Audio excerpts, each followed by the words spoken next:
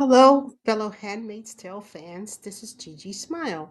I recently had the pleasure of watching The Testaments, Season 1, Episode 1. Please note that this will contain spoilers. But first, I will say that I will not compare the book to the TV show. I feel that there are a lot of differences happening, so I am going to treat them as individual projects. One of the first clips that we see on the show is verbiage about Gilead and it being a totalitarian regime. Fortunately for me, I did have my subtitles on, so I was able to realize that while this is on the screen, we are also hearing a radio broadcast by Mayday. And one of the voices there is June. So they give us June from the very beginning of the episode. Then see Agnes, who I will forever now call Hannah, in a beautiful house.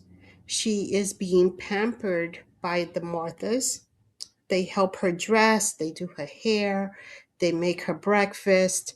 She is treated like a princess in this beautiful home, and by all appearances, seems like she's a happy, well adjusted young woman. And we also meet Rosa, who is her Martha. Now, they seem to have a very close, very affectionate relationship where they can speak to each other and talk about things. There's also one scene there where she talks about how Rosa met her husband on Tinder before. So it's very interesting, and it reminds me of Rita and the relationship that Rita and June eventually had, and how June asked Rita to watch over Nicole if something should happen to her. We do see Rosa walking Hannah out towards the school bus, which is surrounded by armed guardians. And like the handmaids, their curtains are there. The purple curtains are there so they cannot look out the window. But we also meet Amvidala. As Amvidala appears to prepare herself for what she has to say to the girls, you can see her face is very troubled. And it makes me wonder if associated with Mayday in some way. One of my favorite characters here is Hulder. Seems like such a sweet, kind, smart girl, and her interest in science reminds me of Emily, and Emily as a scientist, and what the potential that this young lady has. While they're in this class, an aunt walks in and tells Hannah that Aunt Lydia wants to see her. And the look of fear on Hannah's face and on the other girls says a lot. It says that they are so deathly afraid of breaking the rules and being punished. And that reminds me of when June saw Hannah in The Handmaid's Tale when Hannah was little, and she tells her to do everything that they ask of you. You have to keep yourself safe. And I wonder if part of Hannah still remembers that.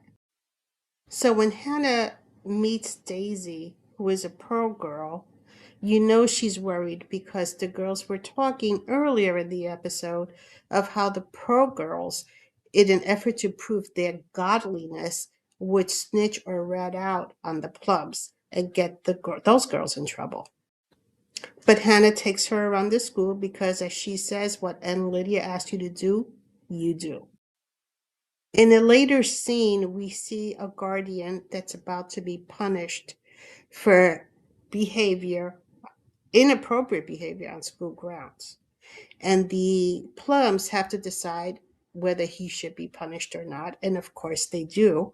They say, yes, he should be punished. And again, it reminds me of the handmaids and how they also had to do the same thing and actually cause the unaliving of someone.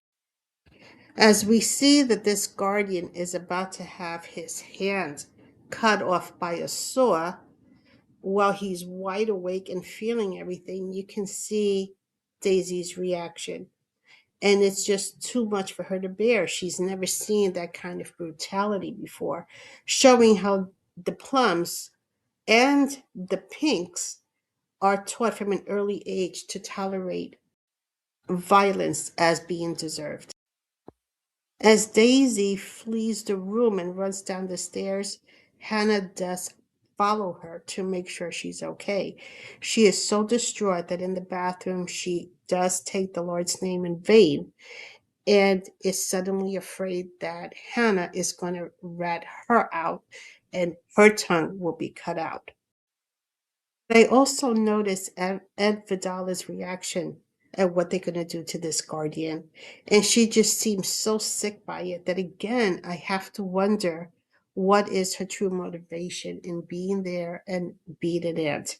Is she Mayday? I don't know.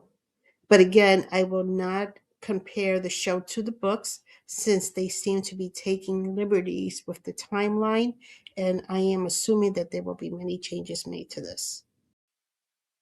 So when Hannah sees that Daisy is so scared of confessing to taking the Lord's name in vain, Hannah really shows some compassion for her and is willing to kind of break the rules to protect her. And they swear to each other that they will keep their secret. In order to seal that promise to each other, they pinky swear, which is something that Moira and June used to do in The Handmaid's Tale. How many times did we not see them pinky swear? That was a really nice throwback to The Handmaid's Tale. In that moment, they really trust each other. Unfortunately, it doesn't last, as we find out in the next episode, but it was a moment where, in my opinion, Hannah shows great courage in trusting Daisy. And again, that magic of the pinky swear was priceless to me because I loved the relationship between June and Moira. That friendship and that love that they would risk their lives for each other is, you don't see that often. So I'm hoping that we're going to get something like that with these two young ladies.